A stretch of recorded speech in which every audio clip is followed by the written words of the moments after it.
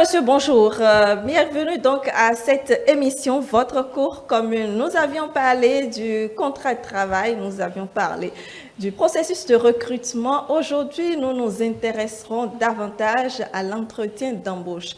Lors du processus de recrutement, l'étape, ou bien l'une des étapes les plus importantes, c'est l'entretien d'embauche. Comment est-ce qu'il faut se préparer à cela? Il n'est pas anodin de remarquer que des candidats à l'emploi, ils vont très stressés, sans vraiment s'apprêter aussi parfois, alors que justement, c'est tout un préparatif qu'il faut mettre en place pour pouvoir le réussir et impacter davantage.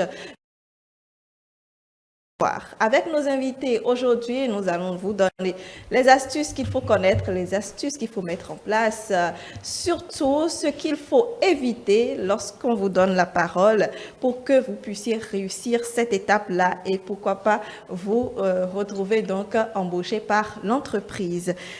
Avant donc de les recevoir, vous le savez, je suis avec Émeric. Bonjour. Bonjour Boulin Lade aussi, amis téléspectateurs, bonjour. Comment allez-vous? Je vais très bien. Modeste, bonjour. Bonjour Brunel, bonjour Émeric et bonjour aux amis téléspectateurs. La pleine forme? Très bien. D'accord.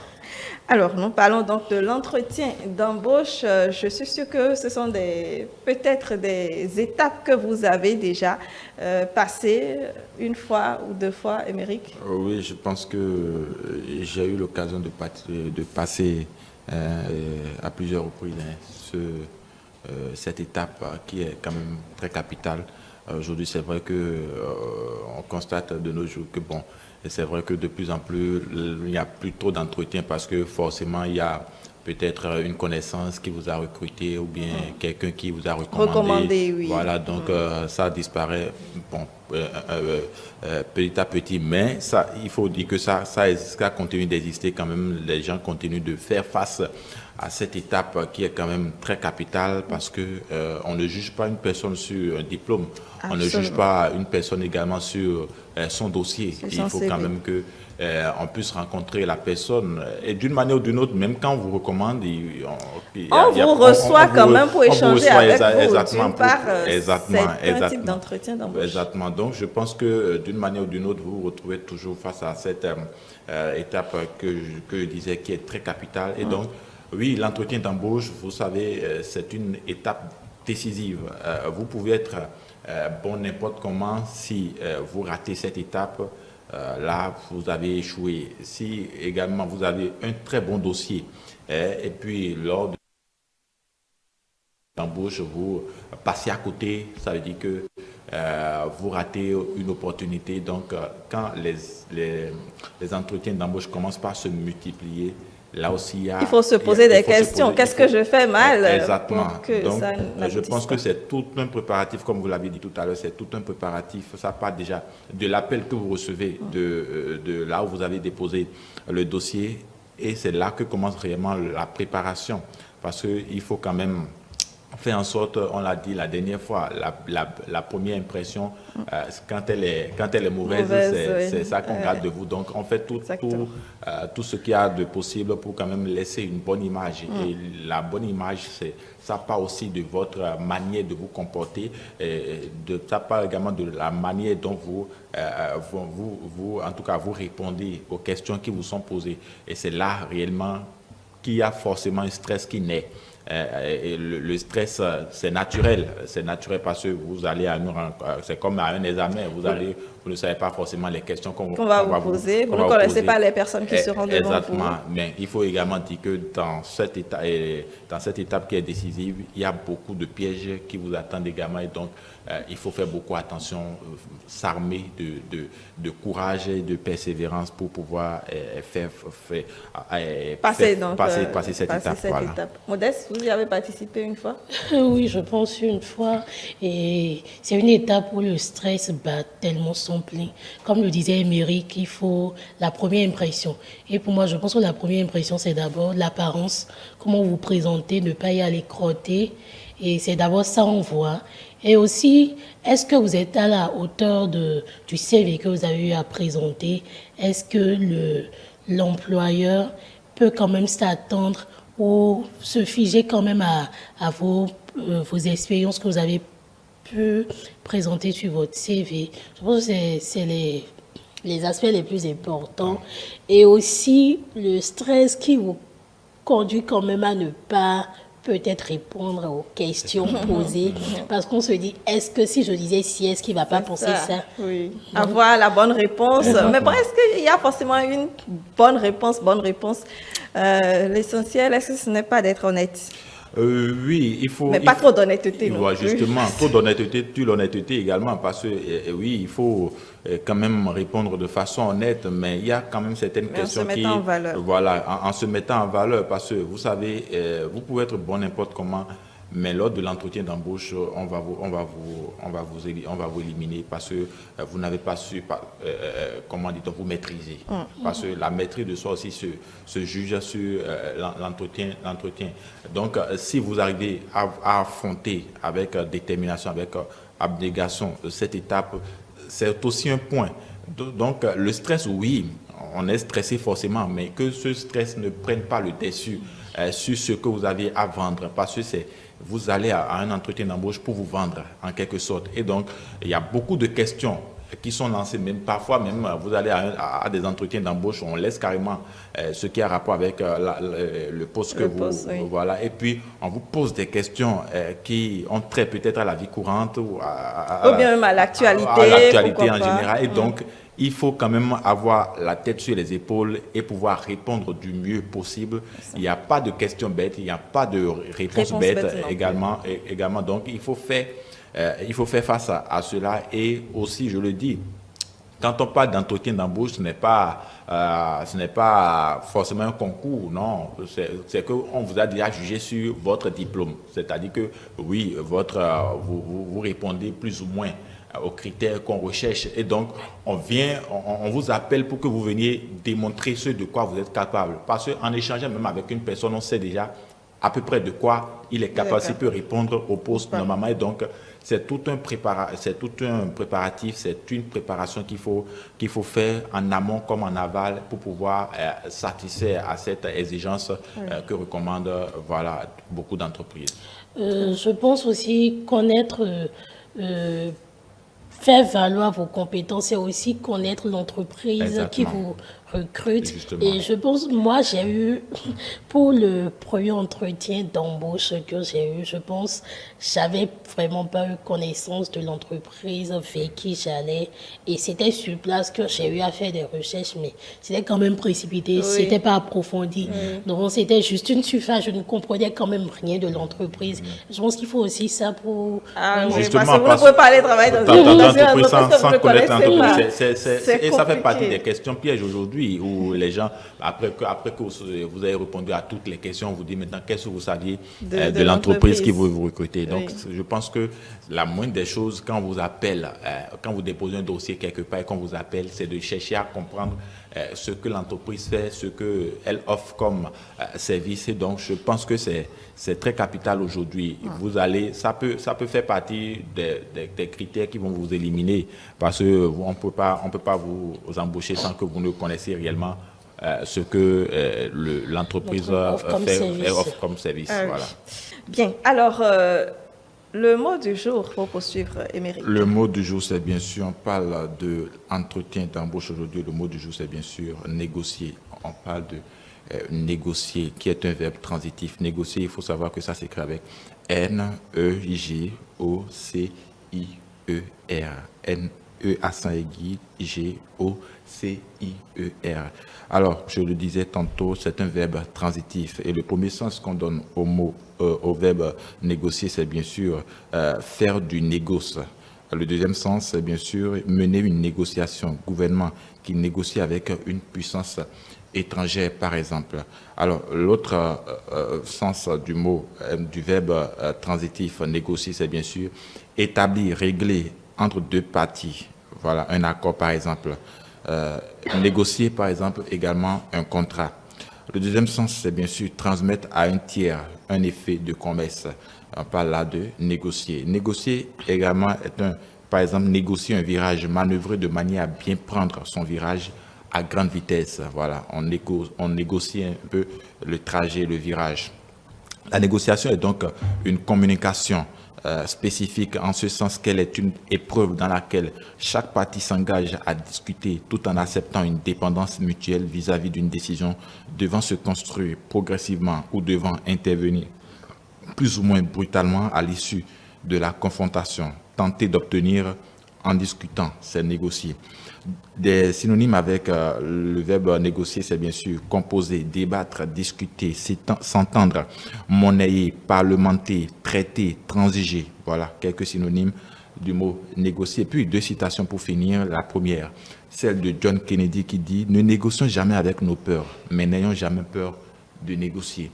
Ne négocions jamais avec nos peurs, mais n'ayons jamais peur de négocier. » Et puis, la dernière citation, celle de Frank Ntassamara qui dit « On n'est pas prêt à faire des concessions. Cela ne sert à rien de négocier si l'on n'est pas prêt à faire des concessions. » Merci Émeric. Négocier parce que justement, lors d'un entretien d'embauche, en discutant, on ne fait que négocier. Faire des concessions pour celui qui vient peut-être chercher un emploi et accorder un certain nombre de choses pour celui qui voudrait donc embaucher quelqu'un. Merci Émeric. Je vous retrouve tout à l'heure pour qu'on puisse poursuivre cette discussion, vos expériences peut-être de l'entretien d'embauche. En attendant, nous avons 2 invités aujourd'hui. Je vais les recevoir.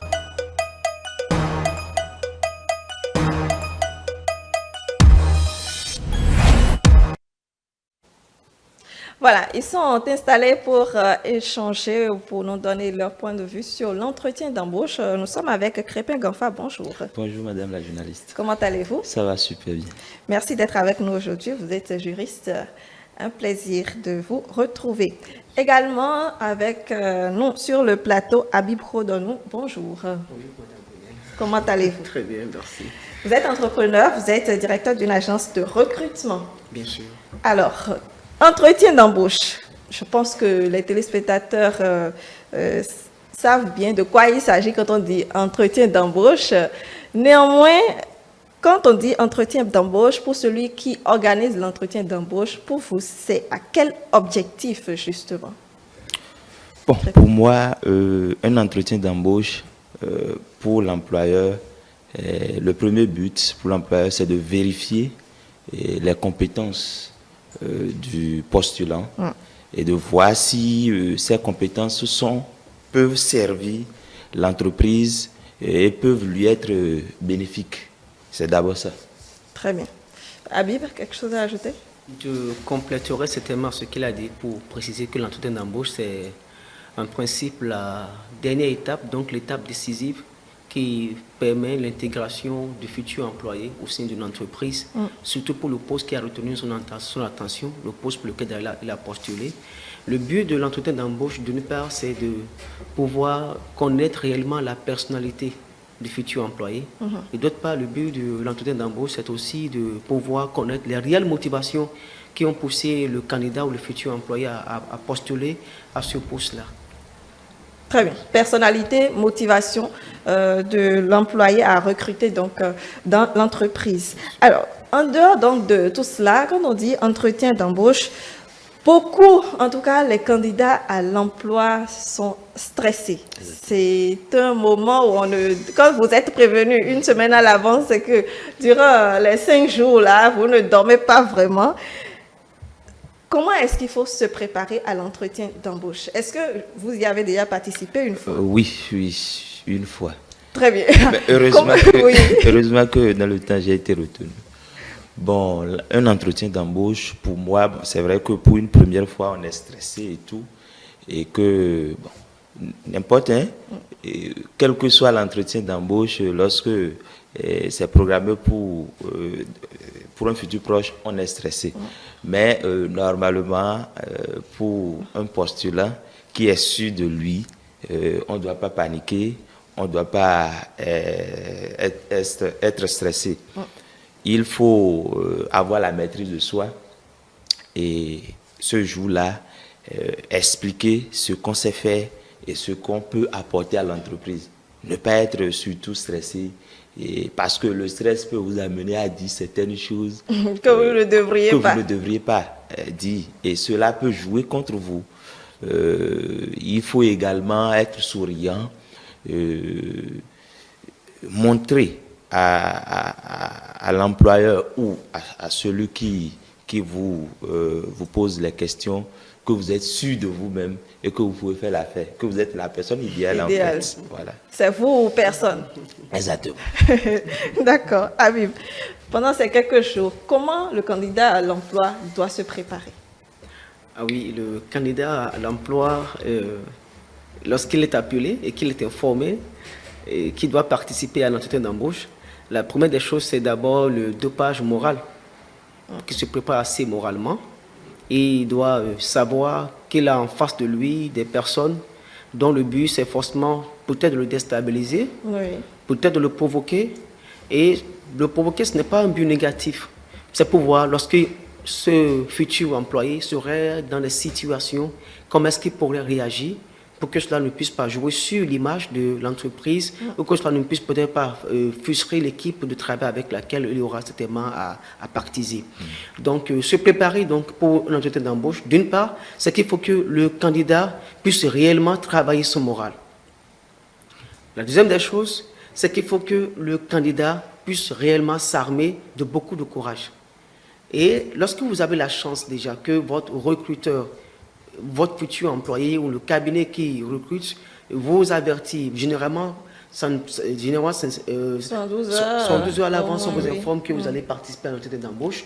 Il faut rapidement, si vous avez la possibilité déjà, appeler un coach, pourquoi pas, pour rapidement faire une petite formation en termes de gestion de stress. Il faut aller se documenter, quels sont les gestes à éviter, quels sont les gestes à ne pas faire.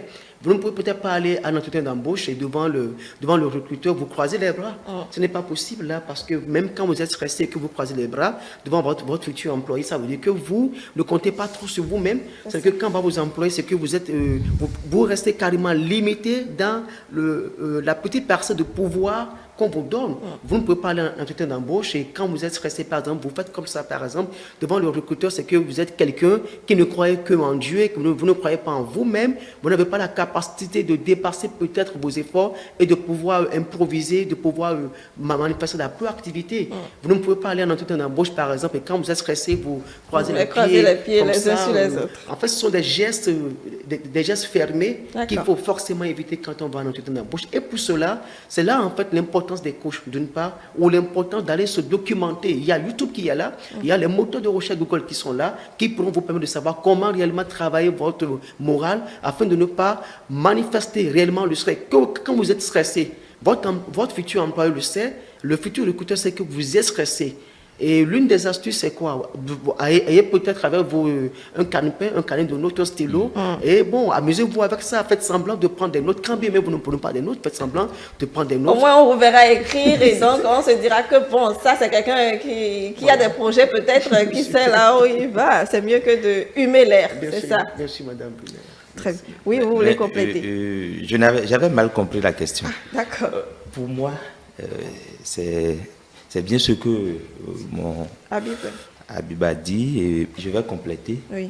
Lorsque vous êtes prévenu quelques jours à l'avance, la meilleure des choses, après la préparation personnelle sur vous et ainsi de suite, c'est qu'il faut se renseigner sur l'entreprise dans laquelle vous avez déposé votre demande d'emploi et qui vous appelle.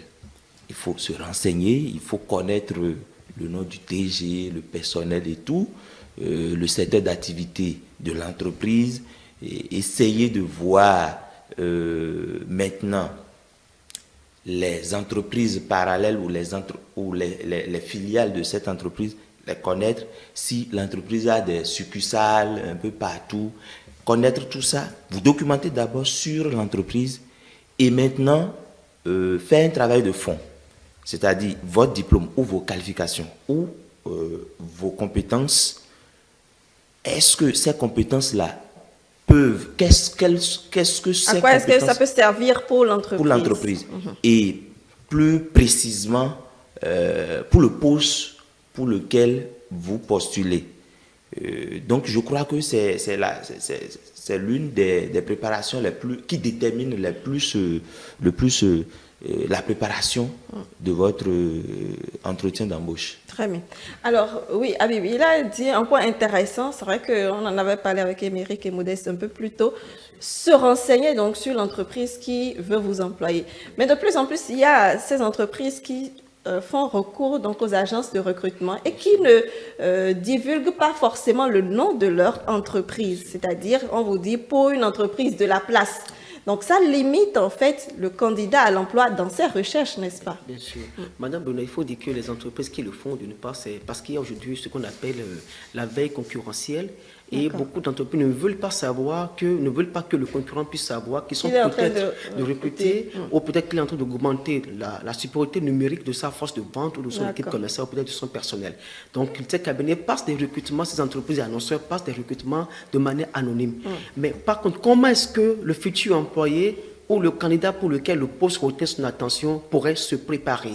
Comment est-ce qu'il peut connaître l'entreprise? C'est tellement simple.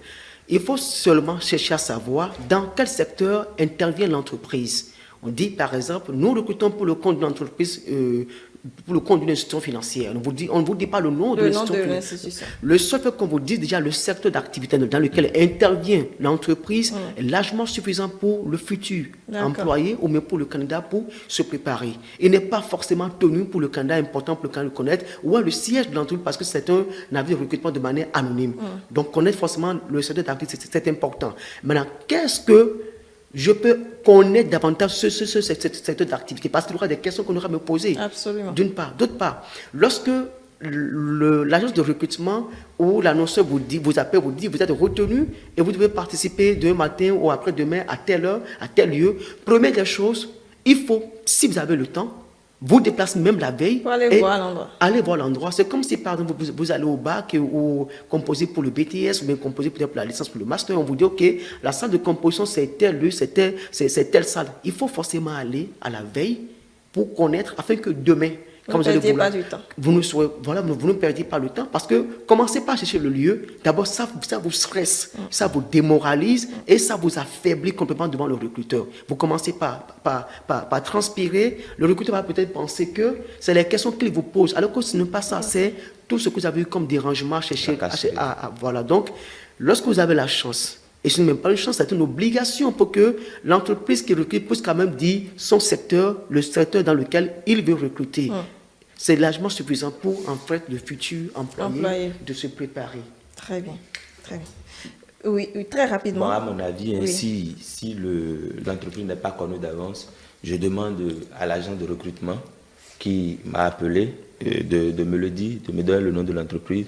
Et si ce n'est pas le cas, je fais comme a dit mon... Et Habib, je pense qu'ils sont tenus au secret et ils ne doivent pas dire les noms quand le contrat dit qu'ils ne doivent pas divulguer le nom. Alors, lorsque on est dans l'entretien d'embauche, proprement dit, quelles sont les étapes, Habib, de l'entretien d'embauche? Parce qu'il y a des questions auxquelles on est confronté. Est-ce que l'entretien d'embauche a un processus qu'on suit? Merci, Madame Brunet. Vous êtes responsable d'une agence de recrutement, je voudrais bien savoir. Vous avez su très bien poser la question, c'est tout ce qu'on peut appeler le secret des agences de recrutement que Madame Brunet nous voudrait exposer ici. Très bonne question. Il y a forcément une méthodologie, une procédure. Quand vous rentrez dans la salle où vous attend déjà le recruteur, il faut dire que pour des grandes entreprises, notamment les salles ou les SA, vous avez peut-être 4-5 personnes qui sont là et qui vont vous recevoir. Vous avez peut-être le DG qui est là, vous avez le DRH qui est là, vous avez le directeur compétent. Si c'est par exemple pour un poste de comptabilité de finance, il y a forcément le DAF qui doit être forcément là. Vous avez peut-être un psychologue qui doit être forcément là. Le rôle du psychologue quand il est là, c'est d'étudier vos gestes, c'est voir vos gestes, parce que vous communiquez aussi, il y a aussi ce qu'on appelle la communication gestuelle. Donc le psychologue va voir comment est-ce que vous communiquez, quels sont vos gestes, ici et ça, et vous avez peut-être une autre personne qui est là pour abriter. Alors, quelle est la procédure? Lorsque vous rentrez dans la salle et que le recruteur ou votre futur employeur vous dit « asseyez-vous », vous vous asseyez, mais vous n'avez pas le droit de dire merci parce que vous n'êtes pas venu quémander un poste. D'accord. C'est une obligation qu'on vous fasse asseoir. Et si on ne vous fait pas asseoir, on vous laisse debout. Ça marche aussi, vous vous armez. Lorsque le recruteur vous dit, par exemple, parlez-nous de vous, ou présentez-vous. Ce n'est pas le moment pour vous de présenter votre CV ou de raconter votre vie. Parce que c'est sur la base de votre CV, Madame Brunette, que vous avez été retenue. Ça veut dire qu'ils connaissent déjà votre CV. Ce n'est plus le moment. Qu'est-ce qu'on répond à cette question? Alors, lorsqu'on dit présentez-vous, nom, prénom, votre expérience professionnelle en quelques, peut-être 30 secondes, ce que vous pouvez apporter à l'entreprise simplement, et vous vous taisez. On fait une petite simulation. Je suis Abiba Debayor. Je postule peut-être pour le directeur commercial. D'accord. Donc, je suis Abiba Debayor, directeur commercial. Simplement, d'accord. J'ai aujourd'hui à mon actif 15 ans d'expérience professionnelle au poste de directeur commercial. J'ai postulé à votre avis parce que je crois que je suis le candidat idéal et je réponds au profil. Et je voudrais vous rassurer qu'en postulant à ce poste, si éventuellement ma candidature, vous retenez ma candidature, j'accompagne votre entreprise à augmenter votre chiffre d'affaires, à augmenter votre part de marché, à développer la notoriété de votre entreprise. J'aiderai aussi votre entreprise, pourquoi pas, à développer sa communication institutionnelle. Donc vous vous vendez. Quand on dit présentez-vous, c'est vous vendre au plus en 2 minutes si c'est trop. Alors, quand vous dépassez l'étape, présentez-vous. Le recruteur prend maintenant la parole et vous posera peut-être la question à savoir comment avez-vous été informé de la vie de recrutement. Et là, on ne gratte pas la tête. Vous n'allez pas dire à votre futur employeur, c'est mon frère qui m'a dit que vous recrutez, c'est ma soeur qui m'a dit que vous recrutez. Parce que le BT dit que le chômeur, c'est celui qui est à la recherche active de l'emploi. Oui. Et quand vous dites c'est mon frère qui m'a dit, c'est ma soeur qui m'a dit, soit vous n'étiez pas à la recherche de l'emploi. Alors il faut dire au recruteur, dans ma démarche active de la recherche de l'emploi, j'ai eu à déposer mon CV à plusieurs endroits et j'ai activé des alertes. Ce qui m'a poussé à tomber sur votre avis de recrutement et ça a retenu mon attention et j'ai postulé. Une autre étape, par exemple, de recrutement, une autre question que le recruteur pourrait vous poser, c'est vous dire, par exemple, quelle est votre prétention salariale. Et lorsque le recruteur vous dit, quelle est votre prétention salariale, c'est le moment de lui dire ce qui mérite et ce que vous méritez. Pourquoi est-ce qu'on vous recrute? On vous recrute parce qu'on veut acheter votre expérience professionnelle. Et Karl Marx dit que c'est quand vous vendez votre force de vente, votre force, vous la vendez et le capitaliste vous paye le travail que vous avez fait. Alors vous allez voir que dans les avis de recrutement déjà, il y a le profil, il y a maintenant la tâche à exécuter qu'on appelle le cahier de charge. Mais c'est ce cahier de charge que vous vendez. Vous n'allez pas dire je veux 15 000, je veux 20 000, je veux 35 000. Ou leur dire s'il vous plaît monsieur, quelle est votre grille salariale et payez-moi sur votre grille salariale. Vous avez lu le profil, vous avez lu la tâche à exécuter. Vous leur dites, vu qu'à ce poste de directeur commercial par exemple, il me sera donné de faire ci, de faire ci, de faire ci, de faire ci, de faire ci et de faire ça. Vous lui rappelez le cas de charge. Il faut justifier en fait ce que vous voulez donner comme coup. D'accord. Donc, si et ça, je propose, on ne dit pas je demande, je propose un salaire de temps et je trouve que c'est suffisamment raisonnable. Et le recruteur, s'il est intéressé, va vous dire en dessous de combien vous n'êtes pas prêt à prendre le poste. Lorsque vous avez la chance que le recruteur vous pose cette question, commencez pas à sourire en votre fond intérieur pour ça que voilà, la chance est déjà à moins 90%. En dessous de combien? Et quand vous dites en dessous de combien, il faut faire moins de 10%. Très bien. Parce que j'allais dire, est-ce qu'il faut descendre complètement? Non, comment? Non, parce que quand vous donnez un chiffre et que vous descendez trop, c'est qu'on ne vous prend plus forcément au sérieux. Vous faites en dessous, vous faites moins de 10%. Proposition salaire de 500 000, en dessous de combien? Vous ne lui dites pas directement en dessous de 550 000 francs, parce que quand on va faire moins de 10%, on va faire 50 000. Vous dites que, vu que je voudrais bien accompagner votre entreprise dans l'atteinte de ses objectifs, et que je ne suis pas forcément attaché au salaire, je ne serai pas en mesure de travailler avec vous en dessous de 550 000 francs. Autre question peut-être qu'on pourrait vous poser, parce que vous m'avez demandé l'étape en fait. Les différentes étapes. Oui. On pourrait vous demander peut-être quelle est votre disponibilité. Alors, lorsqu'on vous demande quelle est votre disponibilité, et vous répondez à l'employeur, vous n'allez pas dire je suis immédiatement disponible. Non, pas du tout. Parce que c'est que vous êtes disponible, c'est pourquoi vous êtes arrivé. Ou là, peut-être envie de vous débaucher quelque part. Et vous n'allez quand même pas lui dire je travaille pour votre concurrent. Pas du tout. Là, il y a un problème. Là, il y a un problème, il y a quelque chose qui ne va pas. Vous lui dites, si j'ai pu me dégager de toutes mes occupations pour répondre aujourd'hui à votre entretien d'embauche, si j'ai pu sur les différentes étapes du recrutement, à savoir déposer le dossier, c'est parce que je suis entièrement disponible et j'aimerais vous demander, est-ce que dès la semaine prochaine, je peux commencer par travailler avec vous? C'est comme ça qu'il faut répondre par exemple quand on dit quelle est votre disponibilité. Autre question peut-être, le recruteur va vous demander, est-ce que vous avez des questions à poser? Oui, une étape. Une étape. Oui. On ne dit jamais à un recruteur, je n'ai pas de questions à poser. Parce que quand vous dites au recruteur, je n'ai pas de questions à poser, ce monsieur n'a pas ce qu'on appelle la notion de, il n'a pas la notion de rédaction et de synthèse. 2, c'est que ce monsieur n'a pas pris bonne note de tout ce que nous lui avons dit. 3, c'est que ce monsieur n'est peut-être pas intéressé. Et quand même n'est pas intéressé, on ne renferme pas la main, on ne dit pas non. Vous lui posez des questions. Et les questions qu'il faut poser, c'est les questions qui intéressent l'entreprise, donc qui vous intéressent. J'ai assisté, dans mon processus de recrutement, Madame Brunel, les gens vont vous dire, j'aimerais savoir à ce poste-là, est-ce qu'on peut voyager? J'aimerais savoir si vous me recrutez, est-ce qu'il y a de motos? J'aimerais savoir si vous me recrutez, est-ce qu'il y a des primes? Non, l'employeur voit que vous êtes en même temps intéressé par les avantages, les privilèges, et non pas l'entreprise de travail que vous voulez faire. Alors, vous lui dites, par exemple, si vous me permettez, je voulais vous poser simplement 3 questions. On dira, allez-y. Et vous ne dites pas merci. Il faut éviter de toujours dire merci aux entretiens d'embauche. Vous n'êtes pas venu quémander, vous n'êtes pas venu demander quelque chose. C'est parce que vous méritez qu'on vous a appelé. Première question, je voudrais savoir, est-ce qu'au sein de votre entreprise, il existe une politique d'évaluation du personnel?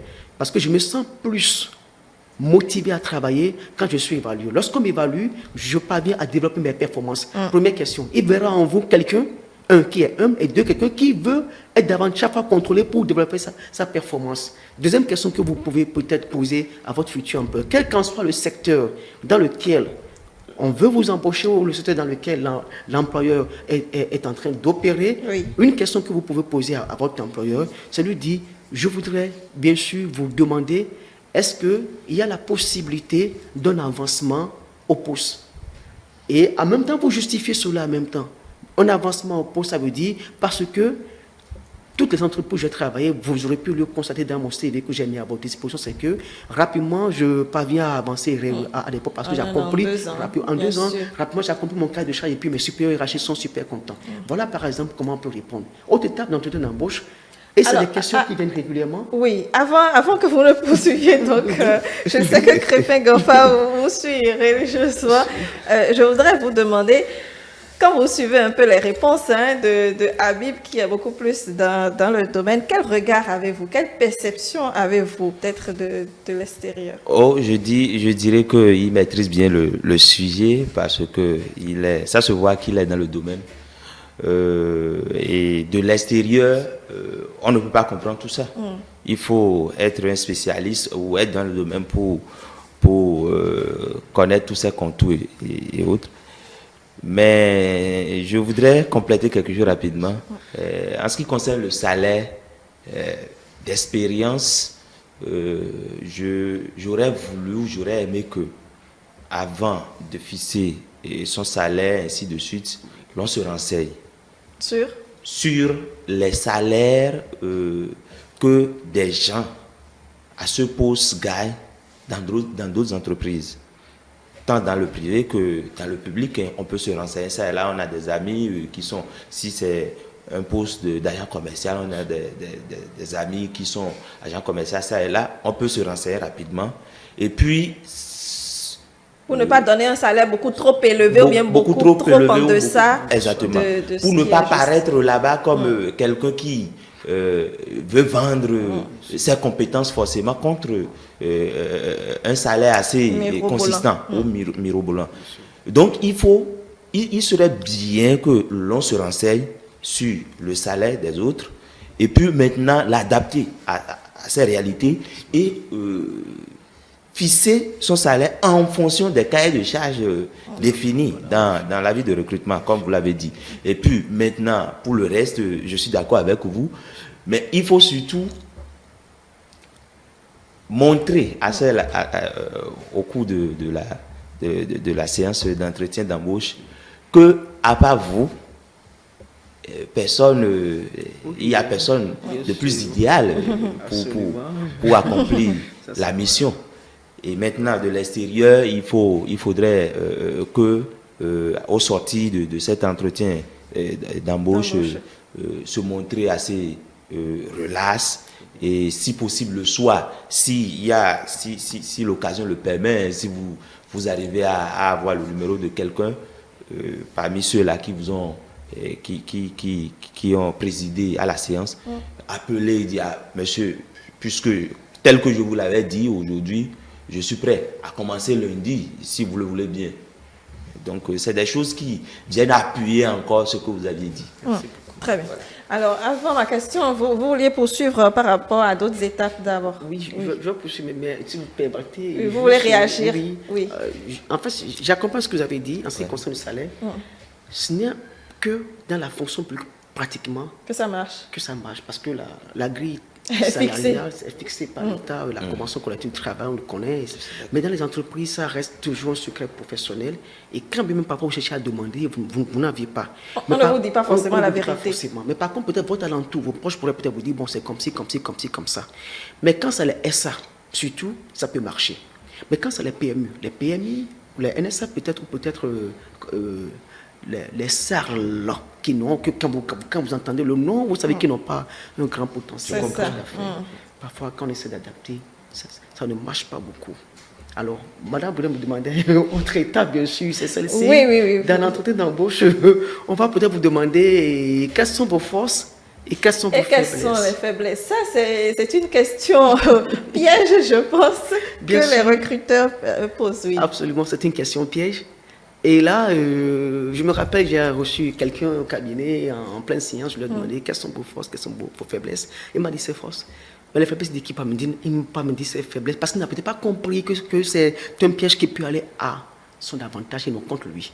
Alors, lorsque l'employeur, le futur employeur ou le recruteur vous demande quelles sont vos forces, quelles sont vos faiblesses, vos forces, c'est les atouts que vous avez et qui vous rendent incontournables ou qui peut-être vous donnent une supériorité de chance dans ce processus de recrutement. Par contre, les faiblesses ne sont pas vos défauts, ils ne peuvent être jamais vos défauts. Et quand même vous pensez que c'est vos défauts, continuez-les. Quelqu'un qui, par exemple, postule un poste de secrétariat et qui dit « Ma faiblesse, c'est que je suis très coléreuse, par exemple, je suis très timide. » Ça ne marche pas. Parce que vous savez que tout le personnel vient vers vous. Vous êtes l'entrée, vous êtes la vitrine. En même temps, le front office, le back office. Vous ne pouvez pas dire ma faiblesse, c'est que je suis coléreuse, je suis timide, et je me fâche très vite. Ce n'est pas possible. Alors, vous continuez cette faiblesse-là. Alors, quand on dira, par exemple, vos postes à un poste de secrétaire, comme un poste de secrétaire administratif, quelles sont vos faiblesses? Ma faiblesse, c'est que mes supérieurs hiérarchiques ont toujours l'habitude de me reprocher l'excès de souris. Je souris tellement que mon patron demande un jour, est-ce que je peux me fâcher? En même temps, c'est qu'on vous embauche. Quand bien même vous savez que vous êtes coléreuse, vous n'allez pas le dire, parce que vous n'êtes pas venu exposer votre vie privée. Une autre faiblesse, peut-être, j'ai réalisé, si c'est peut-être un poste de gestion commerciale ou de comptable, j'ai souvent réalisé assez de fatigue des fois quand je rentre à la maison, mais très tôt le matin déjà, je suis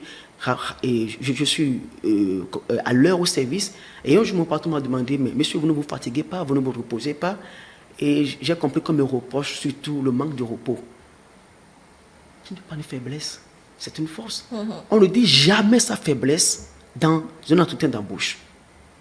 Tous les candidats, quand vous les prenez, à au moins 20% ont perdu leur emploi ou ont perdu la chance d'être recrutés parce qu'ils se sont vendus, ils ont vendu leur secret, ils ont vendu leur faiblesse. Si vous dites à votre futur employeur que je suis coléreux, ce n'est pas lui qui va vous enlever la colère. Si vous dites à votre employeur je suis timide, ce n'est pas lui qui va vous enlever la timidité, ce n'est pas possible. Mais par contre, les forces, quand vous postez par exemple à un poste de commercial, votre force vous allez dire j'ai le contact facile. L'une de mes forces, c'est que j'ai le contact facile. La plupart de mes collaborateurs l'ont remarqué sur le terrain. Il faut dire que j'ai une approche de relation client qui est très bien développée. J'ai même la possibilité d'appeler les clients parfois hors du travail pour échanger avec eux et voir quelles sont les performances que nous puissions améliorer sur nos produits. Une autre force, par exemple, pour dire que j'ai la proactivité. J'ai réalisé que dans mes différents expériences, pour le remarquer, cher recruteur, bien cher directeur, pour remarquer que j'arrive à anticiper sur mon patron. Je ne reste pas sur le pouvoir de passer comme me donne. Donc, lorsqu'on vous demande quelles sont vos forces et quelles sont vos faiblesses, il ne faut pas vous vendre. Il faut dire des choses qui vont attirer votre recruteur. Très bien. En fait, on dit les forces, mais au niveau des faiblesses, on dit toujours les forces, mais de manière un peu... C'est ça, enjolivé justement pour ne pas se mettre en difficulté devant le recruteur. Très bien. Merci pour l'astuce. Alors, tout à l'heure, Crépin Gafa, vous allez nous raconter comment ça s'est passé, peut-être votre dernier entretien d'embauche, ce que vous avez pu voir, peut-être comme piège et comment vous les avez déjoués. Je vous propose de faire une petite pause.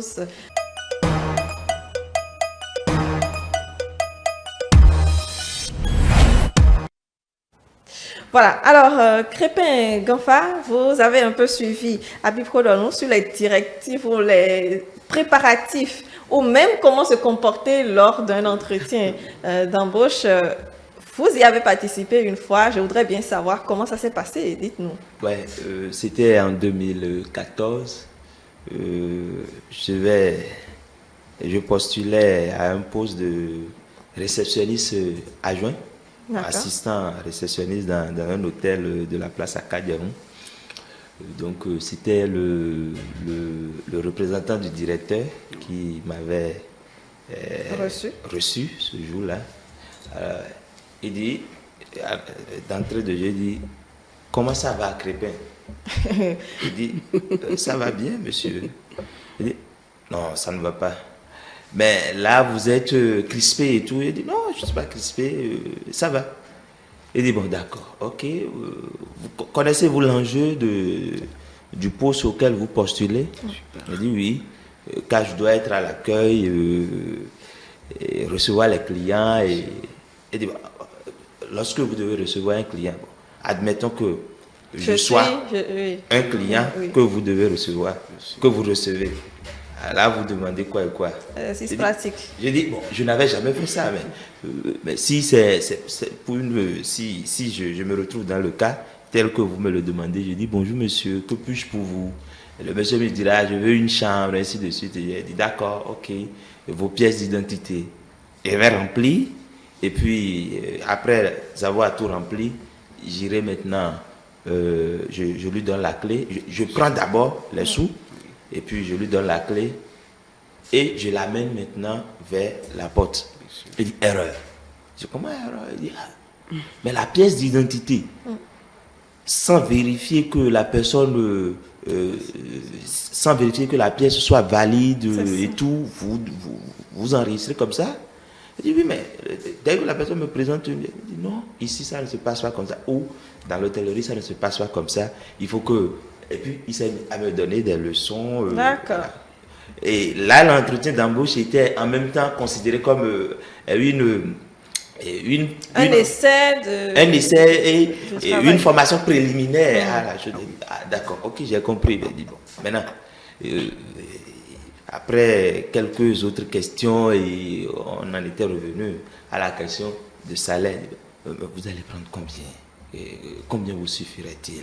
Je dis, vous savez, moi, je dois quitter Calavi chaque jour, et puis je dois passer 48 heures au travail, et puis 24 heures à la maison, au repos, donc 48 heures de garde. Donc, voilà, j'ai donné mon salaire. Il dit, ouais, ailleurs, les gens sont payés mieux que ça. Je dis, bon, ok, comme c'est un début pour moi, c'est pour commencer ça. Donc, c'est pour vous dire que là, j'étais tombé dans le piège du je salaire. Je n'étais pas renseigné, je ne sais pas combien, puisque j'étais... Déjà, content d'avoir voilà, j'étais trop jeune. Vous savez que le salaire, vous êtes en deçà de ce que on paie normalement. Donc, on verra, et puis à la fin, il m'a dit, bon, ok, il y avait des chewing-gums, des bonbons sur sa table. Il dit, bon, allez, mais prenez quelques-uns. À la fin, il dit, prenez quelques-uns. Il dit, non, monsieur, merci beaucoup. Il dit, non, mais vous êtes déjà dans la maison, prenez quelques-uns. Il dit, mais je ne suis pas encore recruté. Donc là, j'ai résisté à cette tentation, je n'ai pas pris. Est-ce qu'il faut en prendre? Si le recruteur vous invite à manger quelque chose, ou est-ce qu'il faut si jeter, c'est-à-dire se laisser aller? Bon, très bonne question, Madame Bonnet, mais ça dépend du poste pour lequel vous postulez. Si vous postulez pour un poste de commercial, vous prenez ça c'est le relationnel. Mais vous postulez pour un poste de secrétaire, vous ne prenez pas du tout. Parce que là, on peut vous piéger. Et non seulement ça, on peut vous empoisonner. Ça, vous gérez la vie, le calendrier, l'agenda du DG. Si c'est pas un poste de secrétaire, vous ne prenez pas. Un poste de comptable, vous ne prenez pas. Parce qu'on peut dire qu'on peut vous soudoyer avec des pourboires, des cadeaux, ça vous tomber dans le piège. Donc, en fait, c'est en fonction du poste. Vaut mieux ne pas toucher alors. Vaut mieux ne pas toucher. Mais si c'est point de commercial, ça marche. Vous prenez, vous dégustez, vous dites, mais tiens, monsieur, j'ai bien aimé, c'est vraiment succulent. Je ferai le programme d'en prendre aussi ailleurs. C'est ça. Ça marche. Ça dépend en fait du poste. C'est tout un jeu. Et il faut apprendre à faire le jeu du recruteur. Il faut apprendre à faire le jeu du recruteur. Quand vous rentrez dans le bureau du recruteur, je peux dire que c'est une PME ou bien une PME qui vous recrute. Quand le bureau est sale, comprenez que c'est un monsieur qui est désordonné. Quand sur la table, tout est pêle-mêle, c'est un monsieur qui est désordonné. Ça veut dire qu'il ne fera jamais avec vous un entretien d'embauche ordonné comme on l'a dit tout vous le répondez pêle-mêle. Ne cherchez pas à le redresser. Vous perdez rapidement le poste. Quand vous rentrez dans son bureau, que c'est propre, c'est ci et ça c'est un monsieur qui aime l'ordre. C'est un monsieur qui est méticuleux. Faites beaucoup attention dans vos réponses. Très bien. Alors, à quel moment est-ce qu'on sait qu'on a réussi l'entretien d'embauche? Ou vous, à quel moment vous saviez que c'était bon? Bon, je ne sais pas. Je ne sais pas si j'étais le seul dans le temps ou s'il y avait d'autres candidats. Mais j'avais déjà comme l'impression... Qui vous avait déjà accepté. Oui. Et puis, bon, malgré le tract que j'avais, malgré l'anxiété et tout, je me suis dit, bon, j'étais confiant. Puisque, bon, j'étais recommandé par quelqu'un. Bon, là, ça va. Là, c'est un peu plus ouvert. C'est un peu plus ouvert. Mais là, je savais que, bon, j'avais plus de chances de l'emporter. Et puis à la fin, avec tout ce qu'il m'a dit, je savais que ça pouvait marcher. Mais d'ordinaire, les réponses des recruteurs à la fin déterminent la suite à donner à votre candidature, à votre demande. Parce qu'à la fin, les gens peuvent vous dire, OK, on vous rappelle. Ou c'est souvent ça, on vous rappelle. Ou à la fin, on peut vous dire, soyez à l'écoute.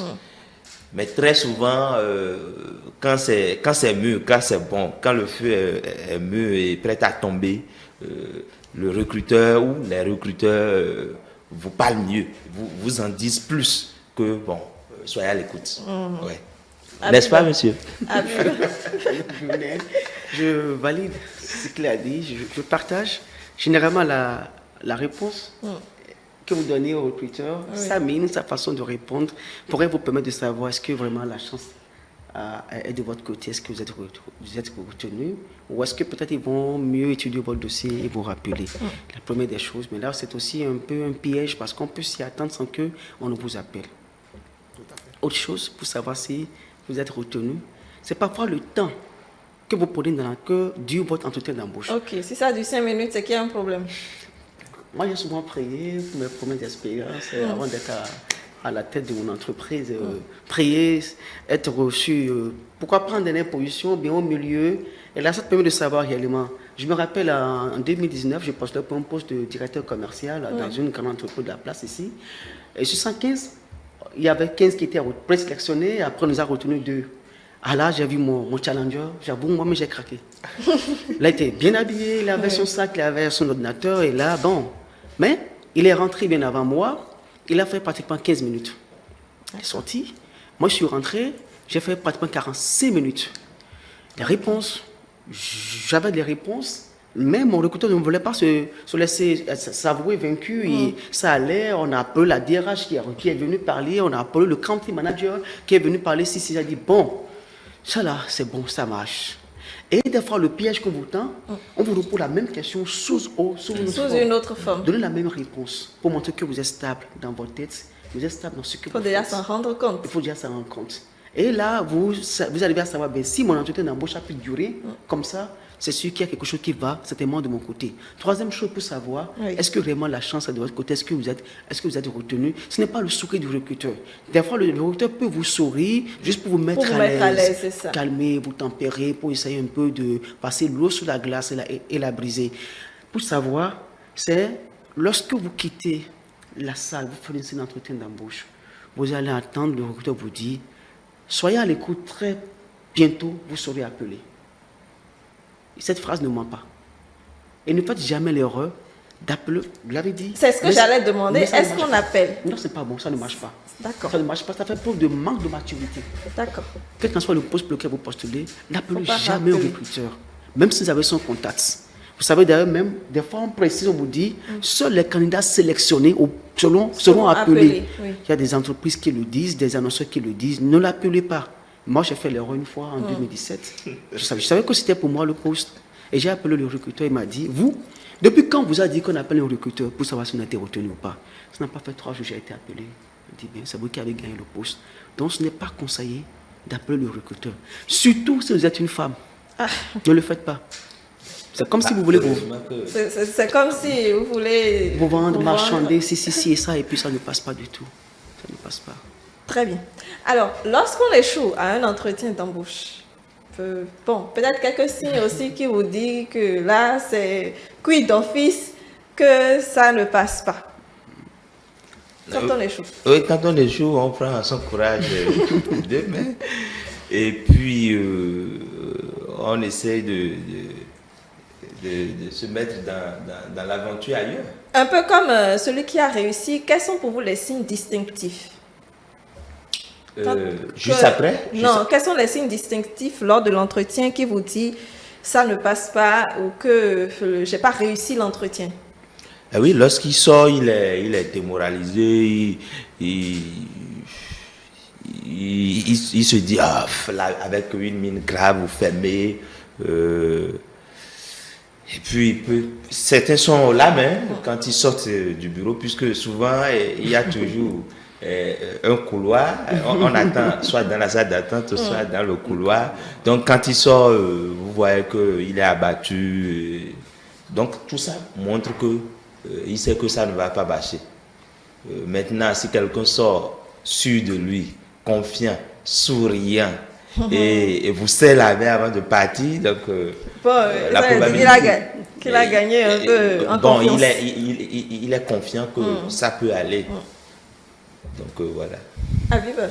Les 3 premières questions vous permettent déjà de savoir est-ce que le poste est pour vous ou est-ce que le poste n'est pas pour vous. Les 3 premières questions déjà. Ça vous permet de savoir est-ce que c'est mon poste, est-ce que je suis retenu, est-ce que je ne suis pas retenu. La mine de recruteur devant vous permet de savoir est-ce que je suis retenu, est-ce que je ne suis pas retenu. Et vous-même, votre propre conscience déjà à l'intérieur de la salle peut vous dire, tiens, tu es en train de capoter, ce que tu fais, ce n'est pas bien, tu n'es pas dedans. Et vous avez peut-être la capacité de vous remettre, mais ça peut être déjà trop tard. Mais comme l'a demandé Mme Brunel, lorsque vous échouez et on ne vous appelle pas, ce n'est pas forcément que vous n'êtes pas meilleur. C'est certainement peut-être que vous n'avez pas pu réellement être à la hauteur des questions de la présentation, vous n'avez pas peut-être pu faire bonne mine, ça, bonne impression. Vous prenez votre courage à 2 mains, vous essayez de voir où est-ce que j'ai échoué, qu'est-ce qui a manqué, et c'est là l'important de l'oratoire. On n'a pas besoin d'avoir un bac A avant de faire l'oratoire. L'oratoire, ça vous aide à réussir à vos entretiens d'embauche. 2, quelles sont les tenues qu'il faut porter? Quand on vous invite, on vous appelle pour un entretien d'embauche. L'aspect physique. L'aspect physique. Merci Mme Brunel pour le mot, ça marche très bien. Vous ne pouvez pas aller, par exemple, à un entretien d'embauche et mettre le tout blanc. Ce n'est pas possible. C'est du religieux. On n'accepterait pas. Vous ne pouvez pas aller à un entretien d'embauche et mettre du tout rouge. Ce n'est pas possible. Ça ne marche pas. Vous ne pouvez pas aller à un entretien d'embauche et mettre du jaune, par exemple. Les couleurs agressives, les couleurs qui ont trait à la religion, les couleurs qui nous font penser à la religiosité, ne peuvent pas aller dans une salle ou dans un lieu où répondre à un entretien d'embauche. Pour aller à un entretien d'embauche, il faut porter des tenues de couleur sombre. Vous portez le noir, pas le tout noir. Vous portez le gris, par exemple. Vous portez le bleu nu, par exemple. De toute forme de mariage, quand même, pour que vos couleurs ne soient pas des couleurs agressives. Vous ne pouvez pas aller à un entretien d'embauche si vous êtes une femme sans avoir un sac à la main, ce n'est pas possible. Même si vous n'avez rien à noter, forcément vous devez avoir un sac à la main. Oui. Deuxième des choses, vous allez à un entretien d'embauche, quand vous rentrez dans le lieu, vous devez avoir votre sac dans la main gauche et non dans la main droite. Parce qu'à tout moment, le recruteur peut vous tendre la main. Et ce n'est pas en ce moment-là qu'il faut changer, il faut passer le sac. Vous n'allez pas aller à un entretien d'embauche, par exemple, et mettre un gros talon qui, sous le coup du stress, va vous faire presque défaillir, va vous faire peut-être presque tomber. Ce n'est pas possible. J'ai dit aux gens souvent, même quand vous n'avez pas la tenue, et quand on vous invite à un entretien d'embauche, vous pouvez aller passer la tenue. Vous pouvez aller louer la tenue. Pour faire tout possible. Pour avoir le poste. Ah oui, parce que la bonne impression, on ne l'a fait qu'une seule fois. Et la mauvaise impression, on ne l'a fait qu'une seule fois. L'entretien d'embauche pour lequel vous partez aujourd'hui pour l'entreprise X ne viendra pas encore demain. Ça peut venir pour notre entreprise de la même année, mais pas pour la même entreprise. Donc, savoir qu'est-ce qu'il faut porter, comment parler, comment se présenter, c'est suffisamment utile pour réussir à un entretien d'embauche. Vous ne devez pas aller comme un candidat touriste, un candidat mystique, qui ne sait pas pourquoi il va. Ce n'est pas possible. Vous ne pouvez pas aller à un entretien d'embauche et ne pas maîtriser le jargon de votre domaine. Celui qui va à un entretien d'embauche pour un poste de commercial doit maîtriser le jargon commercial parce qu'on ne parlera en termes commercial. On va demander par exemple chiffre d'affaires. Quelle différence il y a un chiffre d'affaires et le bénéfice? Il doit savoir qu'est-ce qu'on appelle portefeuille client. Il doit savoir, la secrétaire doit savoir, elle doit maîtriser son jargon, sinon elle va capoter ses clés. Donc vous maîtrisez votre jargon correctement et soyez prêts à ce que on vous demande de faire un exercice pratique au même moment. On peut vous dire, vous mettez sur votre CV que vous maîtrisez Excel. On vous sort l'ordinateur, on vous dit, faites-moi un tableau Excel. Vous ne connaissez pas, c'est grave. Je donne souvent cette astuce-là. Lorsque vous ne maîtrisez pas Excel ou quelque chose, un logiciel, il ne faut pas mettre sur le CV. Ne mettez pas. Mais si vous savez que c'est exigé et que vous pouvez vous performer, aller faire la formation, vous mettez Excel en parenthèse, formation en cours. Lorsque le recruteur voit sur le CV formation en cours, il ne va pas vous dire essayez-vous. Il ne va pas vous le dire. Deux, il va quand même se rassurer pour se dire bon, cette personne-là, elle n'a pas encore le niveau en Excel. Employeur ou bien DG, PDG, quand on va la prendre, il faut qu'on lui fasse un renforcement dans ce logiciel-là pour qu'elle soit capable de tenir le poste. Vous ne pouvez pas mettre par exemple sur votre CV célibataire sans enfant. Vous allez à notre Il faut mettre quoi? En fait, je prends le CV dans d'autres pays. Oui. Célibataire sans enfant. Si vous voulez un homme, un mari, mettez célibataire. Et là, vous aurez un mari ou une femme. Si vous voulez un enfant, vous voulez des enfants, mettez célibataire sans enfant. On va vous aider à avoir un enfant. Vous n'êtes pas là pour exposer votre vie privée. Ok, en fait, le statut, on peut l'oublier. On ne met pas, en principe, même le statut ne se met pas sur le CV. Parce que vous n'êtes même pas encore embauché dans une entreprise. Et vous racontez toute votre vie. Il y a des gens, quand ils vont entrer dans une embauche, ils vont raconter toute leur vie de A à Z. Non, on dit présentez-vous. Ils disent tout. Mais on ne vous a pas encore embauché. Quand est-ce que êtes-vous marié, avez-vous des enfants intervient? C'est lorsque l'employeur sait que maintenant je vais te déclarer à la CNSS, je vais te payer l'IPTS, je vais supporter, je vais payer les taxes par rapport à tes enfants. Là on dit ok, apportez le certificat de mariage, apportez l'acte de naissance des enfants pour qu'on les déclare et qu'on les supporte. Vous n'êtes pas encore embauché, vous racontez toute votre vie. Entretien d'embauche, ça ne se fait pas. On ne se vend pas. Il faut savoir qu'est-ce qu'il faut dire, qu'est-ce qu'il ne faut pas dire. Et il ne faut pas toujours sourire à l'entretien d'embauche. Vous devez avoir la tête sur les épaules, vous devez vous concentrer, vous devez faire bonne mine, vous devez savoir ce que vous voulez dire. Lorsque le recruteur vient sur un terrain qui ne vous plaît pas, on ne dit pas au recruteur, monsieur arrêtez. On ne dit pas au recruteur, monsieur ne faites pas ça. Il y a des entretiens d'embauche, vous vous trouvez seul en face au recruteur, vous êtes peut-être une femme, il ne commence pas à vous toucher. Ça se fait, moi j'ai vu. Mais vous n'allez pas le... Oui, mais vous êtes avec lui seul, il vous fait les yeux, et il laisse carrément tout ce qui est entretien d'embauche, et comme ça vous faites la cour, vous ne le rejetez pas. Vous faites son jeu, vous lui dites, monsieur, je fais partie de ceux qui distinguent la vie privée de la vie professionnelle. Je vois que ma vie est invitée pour telle et telle chose, est-ce qu'on peut continuer dedans? Vous ne le repoussez pas, vous ne le rejetez pas. Et si vous demandez par exemple, est-ce que vous avez un copain, si et ça, monsieur, je crois que nous sommes en train d'aller dans la vie privée, et je fais partie de ceux qui distinguent la vie privée de la vie professionnelle. Et vous trouvez responsable et mature. Merci, madame. Surtout aussi, il faudra savoir, quand on est femme, comment s'habiller pour y aller. Il ne faut pas se mettre en tenue qui peut-être laisse tout voir. Je le dis, je ne sais pas. Il faut déjà être complètement à l'aise. Vous avez parlé des couleurs tout à l'heure, mais également, il y a le modèle, tout ce qui accompagne pour que qu'on vous voit professionnel en quelque sorte. Merci, madame. Je crois que c'est important et toutes les femmes le savent. En principe, que quand vous répondez à notre entretien d'embauche, en fonction du poste, excusez-moi, lorsque on veut vous recruter en tant que servante, habillez-vous comme une servante. Vous allez vous montrer les choses, c'est clair.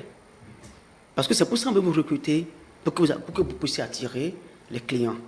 Mais si on vous recrute pour un poste dans une entreprise, vous n'allez pas vous habiller comme une servante. Ce n'est pas du tout possible. Même si vous pensez qu'il faut séduire le recruteur qui est en face de vous pour qu'il puisse vous recruter, ce n'est pas de cette manière-là. Parce qu'il aura une très mauvaise impression de vous. Il va jouer avec vous et vous rejeter après comme on rejette la peau d'orange. Donc, comment s'habiller? Vous vous habillez de manière très décente. Vous avez un bon tailleur que vous mettez si vous êtes une femme. Vous vous habillez peut-être à la française si vous êtes une femme. Et vous protégez tout ce qu'il faut protéger pour vous montrer que vous êtes bien éduqué. Montrer que vous êtes décente, vous êtes une femme éduquée et ça passe. Mais vous n'allez pas vous porter n'importe quoi. Vous pouvez vous imaginer, Madame Brunel, qu'à des entretiens d'embauche, il y a des femmes qui ont envie de fermer leurs cuisses, mais qui ne peuvent plus le faire. Elles vont prendre le sac et mettre entre les cuisses. Ou peut-être, elles vont vouloir feindre les yeux du recruteur qui est en face de lui. Pourquoi tu le regardes? Mais il va regarder. Vous êtes venu lui montrer ce qu'il y a dedans. Il va regarder. Et ne dites pas après qu'il m'a fait la cour parce que vous êtes mal habillé. Si vous postulez à un poste, c'est parce que vous êtes mature, vous êtes adulte, vous êtes responsable que vous postulez à un poste. Et vous vendez cher, on vous payera cher. Vous vendez très moins cher, on vous payera très moins cher. Mais par contre, si vous êtes un homme et que vous postulez à un avis de recrutement et que vous allez à un entretien d'embauche, mettez un costume. Vous n'avez pas de costume, habillez-vous en cravate. Vous n'avez pas de cravate, portez une tenue locale. Mais Martin Luther King a dit, sois meilleur quoi que tu sois. Donc habille-toi très bien, tel que tu peux t'habiller. Si tu as une tenue locale, habille-toi très bien. Mais tu ne peux quand même pas aller pour un poste de commissaire et porter une tenue locale. Jamais, ce n'est pas possible. Quand tu ne peux pas poster pour un poste de secrétaire et répondre à un entretien d'embauche et porter par exemple une tenue locale, ce n'est pas un vendredi. La bonne impression se fait une seule fois et c'est la première fois. Très bien. Très bien. Alors, est-ce que vous avez l'impression que lorsqu'on se prépare, peut-être pas vous forcément, mais sûrement peut-être vous échangez avec les amis, est-ce que vous avez l'impression qu'on a toute cette connaissance de la chose, de l'entretien d'embauche avant de se pointer lorsqu'on nous appelle? On n'a forcément pas toutes ces connaissances avant de répondre à un entretien d'embauche. Et c'est d'ailleurs pour cette raison que, avant d'y aller, et pour maximiser ses chances de l'emporter, il faut passer par des coachs comme vous ou des connaisseurs, ceux qui les sachant, pour prendre un peu de leur connaissance et les mettre à votre service une fois sur les lieux. J'apprends beaucoup en l'écoutant, mais je voudrais aussi compléter que, par exemple, lorsque le recruteur ou l'agent recruteur, si on était une femme, il se met à vous toucher. Lorsque vous lui dites, je discerne ou je fais la part entre vie privée et vie professionnelle, il faudra quand même prendre également le soin de lui dire, en ce qui concerne ma vie privée, on en parlera après. C'est-à-dire lui faire miroiter une chance de dire peut-être oui ou d'accepter ses avances après. Et puis lorsque vous gagnez que bon, il n'a pas ça. Ça peut aussi vous rattraper, hein? Tout à fait. Je suis d'accord. Mais là, si vous voulez gagner, je pense qu'il faut savoir rester ferme. C'est peut-être le geste qu'il faut avoir, repousser, mais pas dans la brutalité, en fait. Je pense que c'était ça, ce qu'il disait, repousser, mais pas dans la brutalité. Oui, puisque ça peut être un piège, oui, pour voir si elle est faible, si l'unique but, c'est de venir se trouver un mari dans l'entreprise et tout. C'est vrai, et c'est pour cela qu'il faut être ferme. Mais on ne sait jamais. Oui, mais le problème, c'est qu'il faut quand même savoir qu'il y a la déontologie de recrutement qui empêche cela. Oui. Ailleurs, quand vous le faites, et que le futur employé quitte, il va porter plainte contre vous. Il va porter plainte. Vous êtes foutu, votre entreprise est foutue, c'est clair. Oui, d'accord, mais si l'agent recruteur, une fois devant la justice, dit que ça fait partie de ses astuces pour vous. Mais il va en prison rapidement. Parce que la loi, il dépasse ses prérogatives. La déontologie de recrutement, Madame Brunel, ou le code ne permet pas à un cabinet de recrutement même de toucher même la chemise d'un homme et d'une femme. Pas du tout.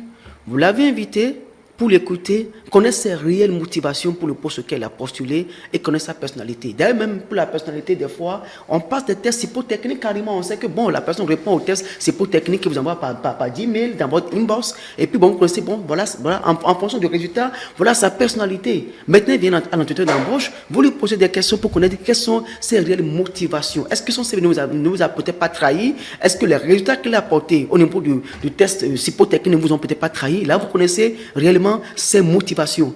Mais la déontologie de recrutement ne permet pas à un recruteur ou à un employeur de toucher même la simple chemise du candidat ou du futur employé, même de lui dire même vous êtes très belle madame.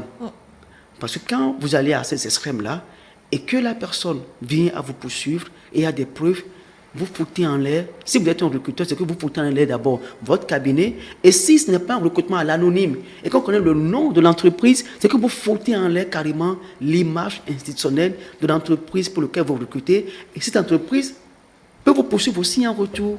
Je suis d'accord. Et dans ce cas, il faut être ferme et dire non. Absolument. Voilà. Il faut savoir le dire. Voilà. Alors, est-ce que lorsqu'on vous donne la date de l'entretien d'embauche, vous pouvez le décaler? Très bonne question. La date et l'heure. Parce qu'il arrive où vous dites oui, ok, mais à la veille, vous vous retrouvez dans des situations difficiles où vous n'arrivez plus forcément à honorer. Vous savez que vous ne pouvez plus honorer. Qu'est-ce qu'il faut faire? Merci madame pour une très bonne question. Vous avez la possibilité de repousser la date de l'entretien d'embauche, mais de manière tactile, avec beaucoup de sagesse et de finesse. C'est pourquoi, quand vous déposez d'abord un dossier, quelque part, vous devez, vous rassurer que votre téléphone ne va pas être éteint. Deux, vous mettez peut-être sur votre CV un numéro secondaire, ça peut ne pas être le vôtre, mais pour un proche, vous l'informer, on pourrait t'appeler pour que je vienne. Quand vous sentez que cette période n'est pas une période propice pour moi, vous n'êtes pas bon Dieu, mais vous pouvez avoir quand même cette ingéniosité. Et quand on vous appelle, la vraie astuce, vous répondez, vous vous taisez, il vous dit tout.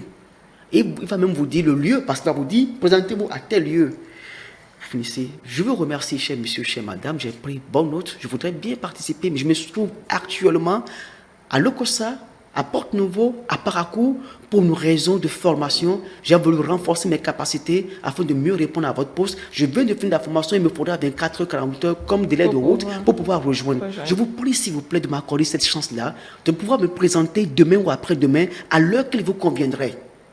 Vous allez avancer une raison correcte, professionnelle, qui oblige le recruteur à repousser la date, à décaler la date pour vous, parce qu'il sait que cette formation lui sera utile. Mais si vous lui dites, monsieur, je suis évidemment mon papa qui est mort, mon papa n'est pas mort au nom de Jésus, c'est mon papa, c'est telle chose qui m'est arrivé, c'est mon enfant, écoutez, vous n'aurez même pas fini de parler, qui vous coupe. Il a fini avec vous pour toujours. Donc, il y a une manière, on peut repousser. C'est comment parler. C'est pourquoi ne soyez pas pressé à parler. Quand le recruteur vous appelle, vous vous calmez. Vous ne placez aucun mot. Laissez-le se vendre, vous dites tout ce qu'il veut vous dire. Vous venez maintenant à la charge. Et quand vous sentez que vous seriez en retard, Madame Brunel, la loi vous permet d'accuser 15 à 30 minutes de retard. Mais dans ce cas, qu'est-ce qu'il faut faire? Vous envoyez un SMS au recruteur ou au numéro, vous appelez le numéro. Et si c'est une panne qui arrive ou un go-slow, vous prenez la peine de prendre une photo numérique, c'est-à-dire une photo qui porte l'heure. Et vous lui balancez ça maintenant par WhatsApp. Si ce numéro n'a pas le numéro WhatsApp, qu'est-ce qu'il faut faire? Simplement, vous gardez la preuve et vous présentez. Monsieur, je vous ai envoyé un message. Certes, je voulais quand même vous prier de recevoir la preuve de ce qu'il y avait un gosto ou un moto, telle chose était en panne. Ne pouvons pas prévoir cela. Je vous prie de m'accorder votre indulgence. Si et ça, il va accepter. Vous allez participer à votre entretien d'embauche. Très bien. Alors, pour poursuivre, nous allons retrouver Émeric et Modeste sur le plateau.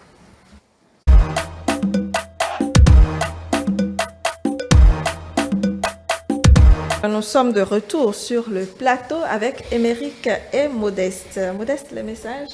Alors, le premier message qui dit: le jour J, quand j'entre dans le bureau du recruteur, l'ambiance est vite posée. Le recruteur qui a reçu ma candidature spontanée et cherche justement à étoffer son équipe me demande quelques instants pour terminer un mail. Je m'assois face à lui. Son bureau est encombré de dossiers et de mémos volants. Par le choix, je pose ma brochette sur mes genoux. Elle tomba à 2 reprises durant l'entretien. Il y a pourtant une autre table débarrassée dans la pièce, mais bon, notre échange commence avec un café en jus de fruits, les deux pour lui, puisque rien ne m'est proposé. Je suis traitée comme une subalterne et j'en déduis que la barrière hiérarchique doit être forte au sein de l'entreprise. Ça me met la puce à l'oreille. D'accord. Alors, elle ne sait pas en fait comment le comportement du recruteur qui met en quelque sorte les barrières. Mais là, justement, vous avez dit tout à l'heure, Habib, qu'il faut avoir son sac, il faut avoir ses cahiers et autres. Lorsque vous vous retrouvez dans une situation comme ça où vous ne savez plus où poser vos choses, vous déposez ça par terre? Non, pas du tout. Vous déposez par terre et vous foutez votre personnalité en l'air. Vous vendez très moins cher. Vous lui posez la question. S'il vous plaît, monsieur, est-ce que je peux mettre mon sac à côté? Il vous dira oui, comme il vous dira non. Mais ne mettez jamais votre sac par terre. Par terre. Très bien. On peut déposer ça peut-être dans le siège derrière. Mais demandez-lui d'abord, s'il vous plaît, monsieur, est-ce que je peux mettre mon sac ici? Je peux mettre mon sac à côté. Il découvre déjà votre personnalité. C'est quelqu'un de valeureux, d'important, qui ne se banalise pas.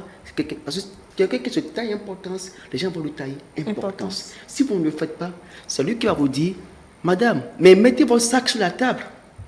Vous êtes diminué complètement.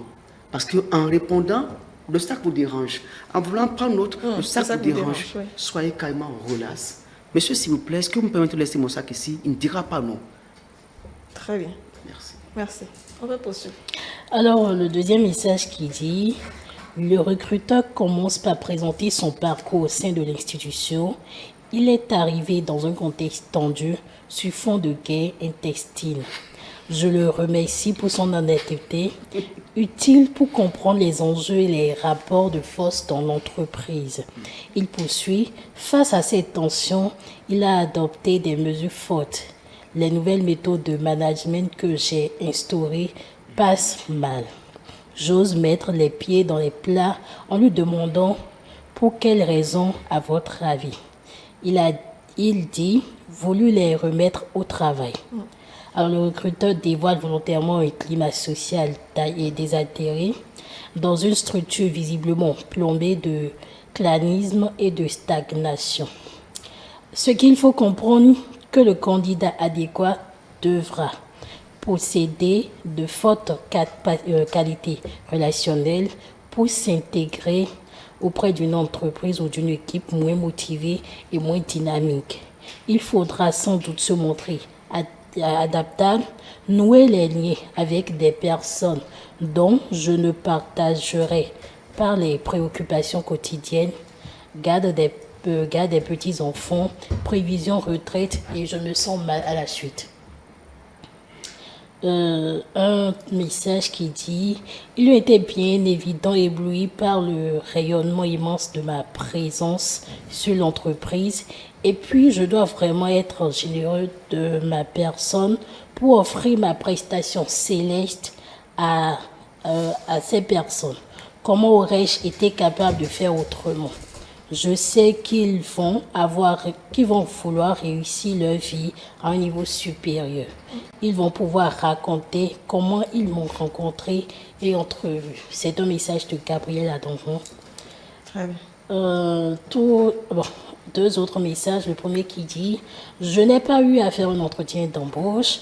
Je l'ai fait lorsque je voulais commencer mon stage et ça s'est très bien passé. Comme j'ai fait mes preuves, je n'ai pas eu à être dérangé pour être embauché. » Un dernier message qui dit un entretien d'embauche, je ne l'ai pas eu. Moi, je suis prête à l'église. D'accord. Il est prêtre à l'église. Oui, bon, c'est vrai que dans ce cas, ce n'est pas forcément l'entretien d'embauche, il ne va pas le passer. Alors, Émeric et Modeste, comment s'est passé votre dernier entretien d'embauche? Émeric d'abord. Il faut dire que, je pense que comme pour tout être humain, dès que vous recevez un appel, qu'on vous donne rendez-vous pour un entretien, forcément, vous commencez par vous poser des questions. Et ça m'est arrivé également le jour que j'ai reçu un appel où on me disait que j'ai rendez-vous dans 48 heures avec le chef de l'entreprise pour un entretien. Et j'ai pris peur parce que je me demandais, en fait, c'était même un dossier que j'avais déjà oublié, Et puis quand on oublie, comment retrouver la mémoire? Justement. Parce qu'on va vous poser la question. Et c'est là, il y a un autre souci quand vous déposez de dossiers dans plusieurs entreprises et qu'on vous appelle pour ça. Vous n'avez pas forcément l'esprit de qui il s'agit en réalité.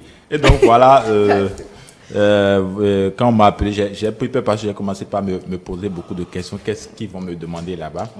Et donc, c'est vrai que j'avais hâte de répondre à cette exigence. Et puis, quand le jour est venu, je suis parti. Bon, j'ai fait ce qu'on doit faire.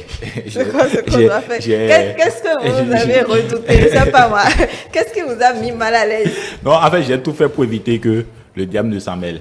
Parce que vous savez, le jour là, fortuitement, vous pouvez vous réveiller un peu plus tard que d'habitude.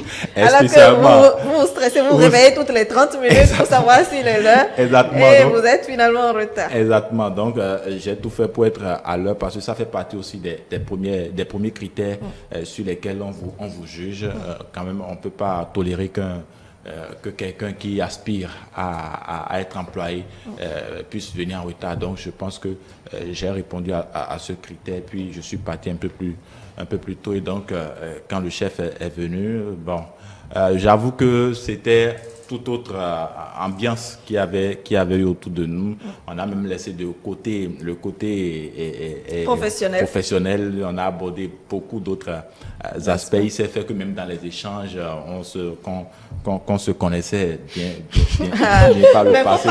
Est-ce qu'il faut complètement se mettre à l'aise lorsqu'on se retrouve dans cette situation? C'est-à-dire, vous vous rendez compte que, bon, peut-être vous aviez travaillé un temps ou bien il était dans la même boîte que vous il y a plusieurs années et vous vous retrouvez encore. Oui, j'avoue que c'était pas facile parce que je me disais que est-ce qu'il n'a pas gardé une mauvaise impression de moi qui va peut-être me rattraper aujourd'hui. Donc voilà, je me suis laissé aller parce qu'il lui-même il a créé l'ambiance conviviale qu'il y avait autour de l'échange. Donc je me suis laissé aller. C'est vrai que parfois c'est aussi un piège quand quelqu'un vous s'ouvre comme ça à vous. Il faut quand même avoir un peu de retenue parce que c'est peut-être aussi un piège pour voir si vous êtes quand même une personne qui bavarde beaucoup ou bien une personne qui quand même a de la matière, sait se contenir. Donc voilà, je suis allé le plus bref que possible dans les échanges pour ne pas aussi donner l'impression que je suis un bavard. Et donc, après les échanges, voilà, il m'a dit qu'il va me rappeler. Et donc, c'est comme ça que je suis parti. Et c'est vrai que quand je partais, il y avait encore 5 à 6 personnes qui étaient encore assis. Et donc, dans les escaliers, il y a un gars qui est venu me rattraper pour me dire, mais qu'est-ce qu'on t'a demandé? Comment ça s'est passé? Comment ça s'est passé? Qu'est-ce qu'on t'a demandé? J'ai dit, il n'a qu'à faire son expérience. Donc, voilà un peu. Oui, Habib. Je voudrais appuyer ce qu'il a dit. Oui, allez-y. Il y a des pièges auxquels il ne faut pas se donner dans les entretiens d'embauche. Lorsque, par exemple, quelqu'un qui n'a pas encore été reçu vient vous poser une question, il faut éviter. D'accord. Parce que quand le recruteur le découvre ou quand les caméras viennent le montrer, ça ne nous avantage pas. Évitez de prendre aussi contact avec la secrétaire de l'entreprise. Ou le secrétaire, bon, je donne ton numéro, après tu me diras comment ça se passe ici et ça. Il faut éviter. Ce n'est pas du tout bon. Moi, j'ai renvoyé par exemple un candidat qui a quitté Parakou, qui a posté pour le directeur commercial. J'avoue que c'est lui qui était retenu d'office. Mais qu'est-ce qu'il a fait? Il a voulu soudoyer ma secrétaire. Elle est partie prendre le numéro de la secrétaire et la dame ne pourra pas prendre le numéro, sachant bien que j'étais là. Il lui a demandé de déposer le numéro sur la table. Il dépose le numéro et maintenant le brasseur fait que... Ah, ça s'est envolé. Ça s'est envolé pour se retrouver sur le bureau d'un autre collaborateur. Je suis sorti, j'ai pris, j'ai dit, mais comment se fait-il que tel numéro se trouve là? J'ai pris le numéro, j'ai regardé son CV, c'était réellement lui. Je l'ai appelé, j'ai déchiré son dossier devant lui. J'ai dit, ok, monsieur, retenez à Parakou, vous n'êtes pas retenu. J'ai fait un rapport à l'annonceur et je l'ai rejeté. Mais par contre, c'est lui qui devait être en principe. Il faut éviter tous ces contacts. Deuxième des choses, quand vous voyez que le recruteur ou le futur employeur commence pas à aller c'est-à-dire, commence pas à s'ouvrir à vous. Comme l'a dit monsieur Méric, il y a un piège qui est là et il ne faut pas tomber dans les sauts de cabri pour perdre votre chance complètement. Il faut rester ferme sur vous et moi, savoir quoi dire, quoi ne pas dire. Madame, tout à l'heure, nous a lu un message où le monsieur vient vous raconter quoi, tout ce qu'il a mis en place comme dispositif de management, mais qui n'a pas fonctionné. Ne lui posez pas la question pourquoi. Parce que vous n'êtes pas venu savoir pourquoi ça n'a pas fonctionné. Si vous lui posez la question, il vous dira pourquoi, et il vous demandera, à ton avis, qu'est-ce qu'on pourra faire. Vous allez répondre. En répondant, la raison pour laquelle il va vous embaucher, il a ça déjà. vous lui avez vendu votre matière grise. Il ne va plus vous recruter. Il va appliquer ce que vous voulez. Pour ce que vous avez proposé. Il va le faire, il vous annule, il prend quelqu'un d'autre, il prend la matière grise de l'eau pour ajouter à ce que vous avez dit.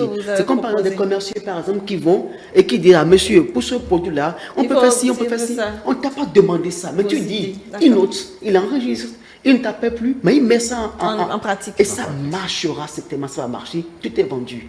Donc, il y a ce qu'on appelle des affirmations gratuites que vous devrez forcément éviter pour les entretiens d'embauche. Vous restez là, on vous a mis, vous répondez à la question qu'on vous a posée et il aura l'obligation de vous appeler forcément. Il va forcément vous appeler, il va forcément travailler avec vous. D'accord. Mais alors, quand il demande qu'est-ce que vous pensez qu'on aurait dû faire, vous y répondez quoi? C'est sans donner vos idées, vous y répondez comment? Je suppose que je postule à un poste de... Je suppose que je postule à un poste de directeur des ressources humaines. Oui. Et Madame Brunel me dit, j'ai mis en place la politique de gestion du personnel qui n'a pas du tout marché en termes de l'augmentation de la performance. Et voilà ce que j'ai fait en 2018, en 2019, ça n'a pas marché. À ton avis, Monsieur Habib, comment est-ce qu'on pourra faire pour que ça puisse marcher? Dans le respect, dans la courtoisie. Monsieur, j'ai bien pris note de ce que vous avez dit. Madame Brunel, j'ai bien pris note de ce que vous avez dit. Et je voudrais déjà vous féliciter parce que ce n'est pas facile cette disposition que vous avez prise. Et si je suis là aujourd'hui, c'est parce que vous avez certainement besoin de moi pour ce poste de DRH afin de répondre à ça. Je vous prie de bien vouloir me recruter et vous verrez, nous allons mettre en place des politiques, les rouages et votre entreprise va prendre. Je vais ajouter à ce que vous avez fait de mon expérience, de mon expertise et je vous rassure, monsieur, que l'entreprise va prendre. Et je veux déjà par là vous dire que je suis le meilleur candidat. N'attendez pas qu'il vous demande pourquoi vous êtes le meilleur candidat.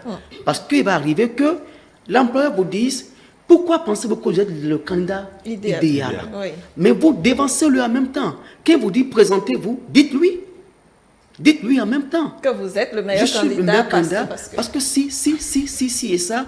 Et je veux vous prier de ne pas perdre cette chance de me recruter. Je suis la meilleure personne pour vous. Vous l'obligez à vous prendre, vous l'obligez à vous recruter. Je dis toujours, si un employeur fait erreur de vous appeler pour un avis de recrutement, il n'a plus la chance. Qu'il veuille, qu'il ne veuille pas, il va vous embaucher. Il n'a qu'à juste faire l'erreur de vous appeler pour vous dire, monsieur ou madame, vous êtes recruté. Il est foutu. Il va vous embaucher forcément. Et ça, c'est votre morale, votre détermination, le coaching, la communication verbale, ce qu'on appelle l'oratoire et maintenant la gestion du stress. Et vous êtes embauché. Très bien. Intéressant. Alors, Modeste, et vous donc? Non, moi, je n'ai pas eu une expérience particulière. Je pense que la seule expérience, c'est le stress au quotidien. Parce que moi, je souligne tout le temps avec le stress. Et... Bon, comme je dis souvent aux journalistes qui peut-être veulent emboîter le pas, veulent devenir professionnels, c'est le lot quotidien. Oui, c'est le lot quotidien. C'est le stress. C'est le stress. Oui. Et on se demande qu'est-ce que l'employé va quand même vouloir de nous. Et comme l'a dit monsieur Habib, quand quelqu'un sort de la salle d'entretien, on va vers la personne et on lui demande qu'est-ce qu'on t'a demandé. Moi, pour me préparer, pour ne pas quand même tomber dans les pièges de l'employeur, donc je pense que c'est quand même le quotidien. Très bien. Alors, la pensée de ce matin. Alors, la pensée de ce matin est de Sénèque qui dit « Ce n'est pas parce que les choses sont difficiles que nous n'osons pas. C'est parce que nous n'osons pas qu'elles sont difficiles. Ce n'est pas parce que les choses sont difficiles que nous n'osons pas. Nous n'osons pas parce que c'est parce que nous n'osons pas qu'elles sont difficiles. » Une pensée donc de Sénèque. Crépin? J'ai suivi monsieur monsieur Émeric, et je retiens de ce qu'il a dit beaucoup de choses. Mais si vous permettez, moi, personnellement, je voudrais... Je ne sais pas si, tel que M. Habib le dit, si ce n'est pas trop professionnel. Mais moi, je trouve que parfois, lorsque le recruteur s'ouvre, il faut y aller. Il faut y aller et il faut y aller avec tact. Mais je trouve que parfois, ça tourne en faveur du candidat. Parce que vous allez vous rendre compte. Peut-être parfois on se rend compte que vous habitez dans le même quartier ou bien dans la même zone, ou que vous aviez fait le même système. Par exemple, je prends l'exemple du campus, tel peut dire, ah, vous avez fait telle filière, oui, j'ai fait telle filière, donc telle faculté. Vous connaissez tel professeur, ah ouais, je le connais.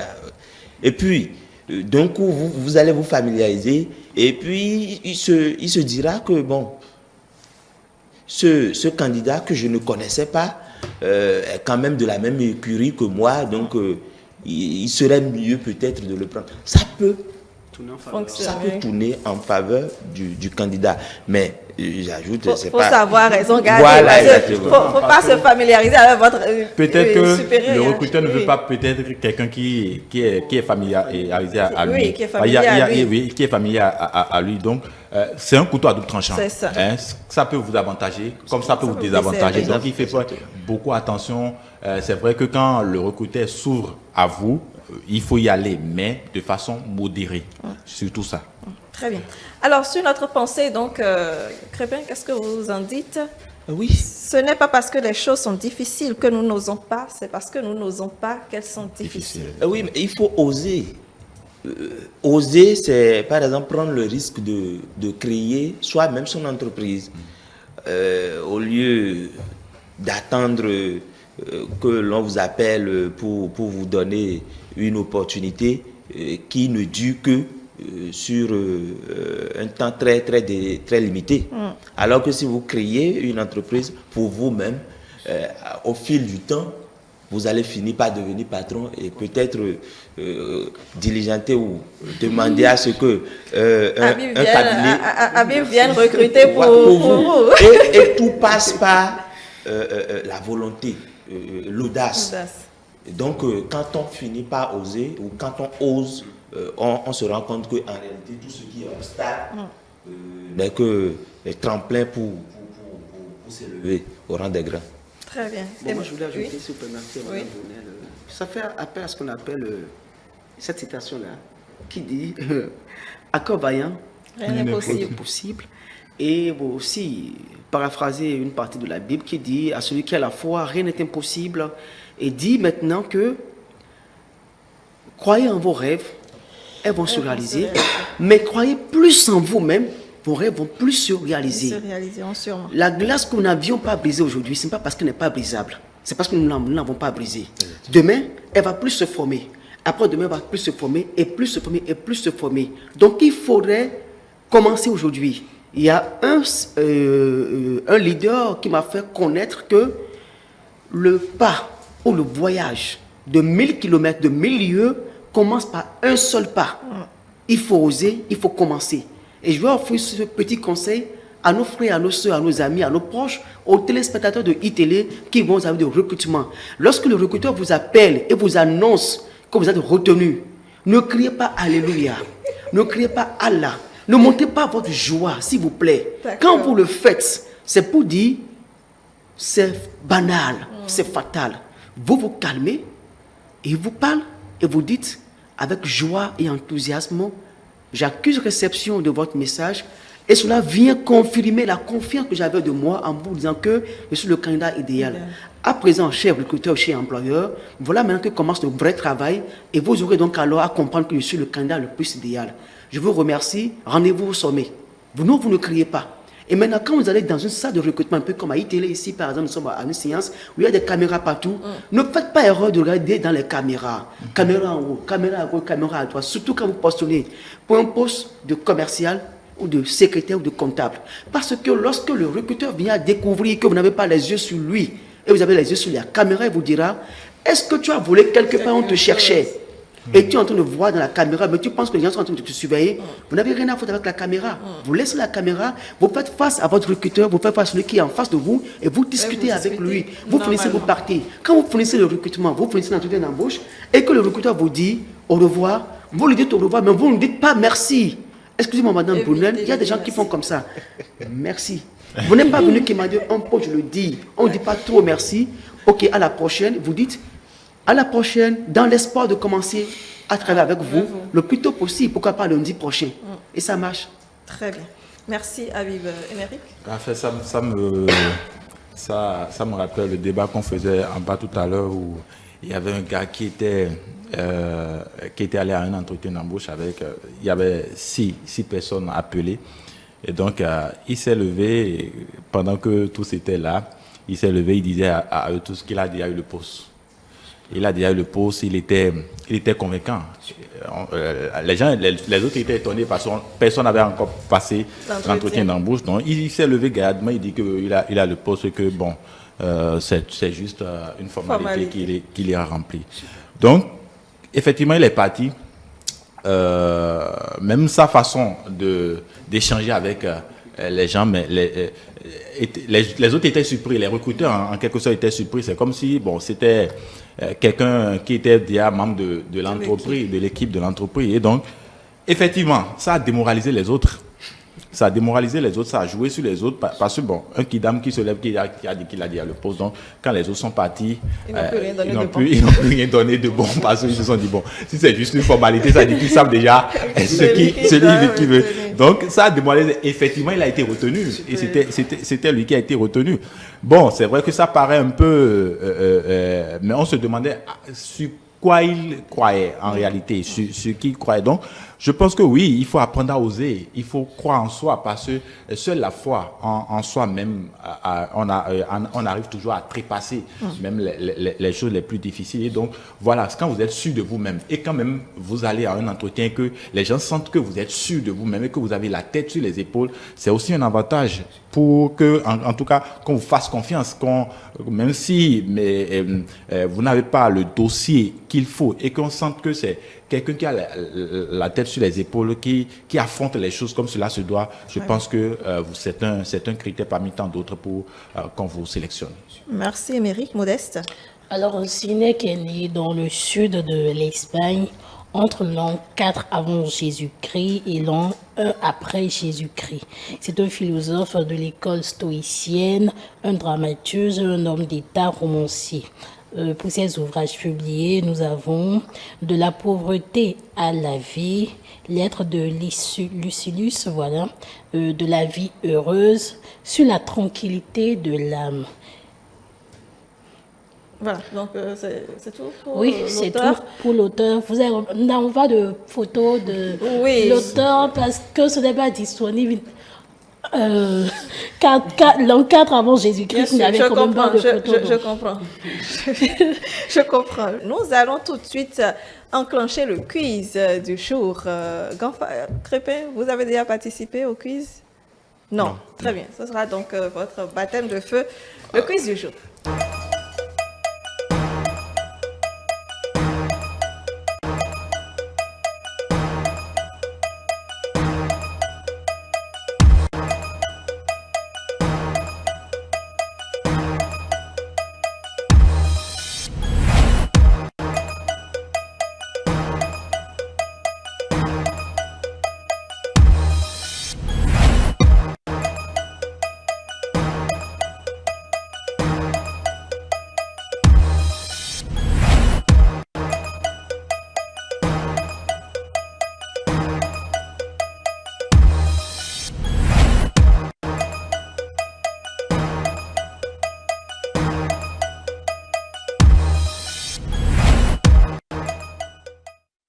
Voilà, le test Ta Culture de ce lundi, nous sommes en équipe de 2, Émeric et Crépin et Habib et Modeste.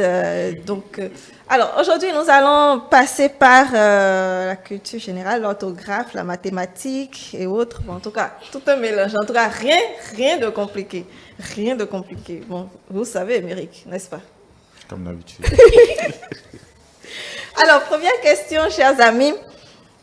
Quel nom porte l'hymne national du Bénin? Aube Nouvelle. Si vous ne répondiez pas, j'allais vous mettre hors du plateau. Aube Nouvelle, très bien, merci. Allez, deuxième question, en orthographe. Quelle ponctuation sépare les mots ou des groupes de mots et qui est directement placée après le mot? Qui la précède? Virgule. Merci, virgule. Exactement. La virgule. Question numéro 3. En mathématiques, à présent, en appliquant la formule du volume sur un cube dont la longueur de l'arête est de 5 cm, on obtient 125 cm3. Vrai ou faux? Vrai. Pourquoi? Il n'y a pas de pourquoi dans la question. C'est vrai. Vrai. Oui, c'est vrai, mais il faut justifier quand même. Pourquoi? Bon, Parce que vrai. déjà, le volume du cube, c'est l'arête. Non, je pense que quand on se réfère tout simplement aux formules de cube, de calcul du volume du cube, c'est le côté au cube, tout simplement. Et ça fait 125 cm3. Okay. Alors, nous sommes donc à 2, 1. 2, 1. Ah oui. Ok. Bien. Alors, troisième ou quatrième question, encore appelée quadrangulaire en mathématiques, quel quadrilatère a des angles droits et des côtés égaux? Rectangle. Non. Carré. Carré, bien entendu. Angle droit, côté égaux. Angle Ok. droit, Angle côté droit, égaux. côté égaux. Le carré. 2, 2. Alors, cinquième question, comment nomme-t-on la voie d'accès à la piste pour les avions à l'aéroport? Passerelle. Non. Estrade. Non. Non, non, non. La voie d'accès. Comment Piste nomme-t-on la d'atterrissage. voie d'accès à la piste pour les avions? Non, c'est pas la piste. Ça a un nom spécifique.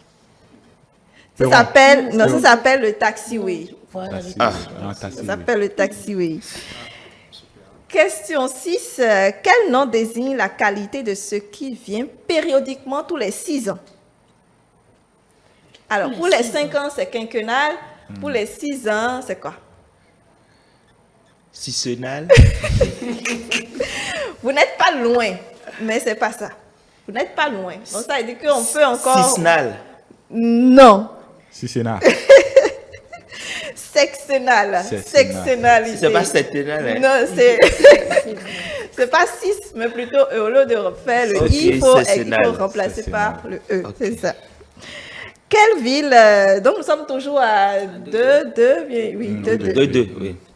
Alors, quelle ville est la capitale de l'Érythrée? Est-ce que vous connaissez la capitale de l'Érythrée? Je pense que non, c'est l'Asmara. Mhm. Quelle est l'unité monétaire du Cameroun? Franc CFA. Merci. Bon, ça est 3-3. Combien y a-t-il d'heures dans une semaine, chers amis? Faites très vite la multiplication. Dans une 4 semaine. fois 7. Dans une semaine, on a combien d'heures? 1, 2, 3, 4. Je vous compte 10 secondes. Fait 4 fois 7, c'est ça. 7 fois 4. Ça fait Allez, on a C'est 168 heures. On a 168 heures en une semaine. en une semaine. Quelle ville est la capitale de l'Ouganda? On en a déjà parlé ici. Kampala. Kampala, merci, exactement. 4-3. Alors, nous avons donc 4-3, exactement. Et c'était la dernière question. 4-3. Non, moi, mon équipe ne te mérite jamais. Jamais. Merci. Allez, un mot de fin pour clôturer ce plateau, Émeric. Oui, je pense que quand vous avez la chance d'être appelé pour un entretien d'embauche, il faut saisir cette chance et aller avec toute, en tout cas, la préparation qu'il faut, surtout la préparation qu'il faut et bien se comporter parce que oui, le comportement aussi compte beaucoup dans votre recrutement. Merci. Très, très rapidement, Crépin. Oui, en conclusion, je dirais que un entretien d'embauche, lorsqu'on vous appelle, il faut y aller. Mais il ne détermine pas la qualité professionnelle du candidat. Et c'est l'erreur que commettent les entreprises en faisant passer les candidats par ce stade-là. Et malheureusement, les meilleurs qui ne savent pas parler sont rejetés. Sont mis de côté. Voilà. Modeste. Alors, je ne ferai jamais une bonne première, deuxième impression.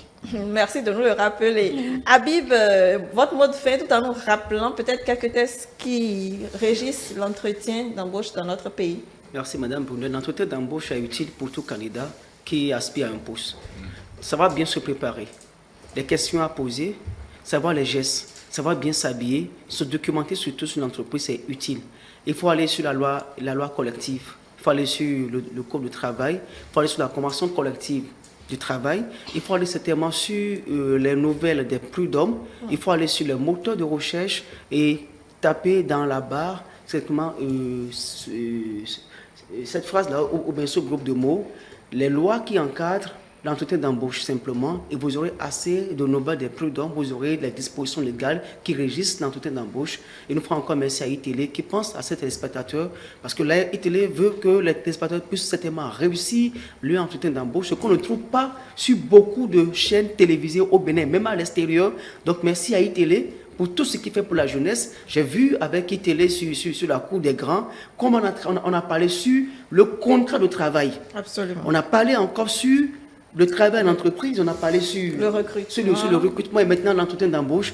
Merci iTélé, c'est un paquet, il faut être beaucoup pour nous. Merci beaucoup Habib Rodonou, merci Crépin Ganfa, Émeric et Modeste. Rendez-vous demain.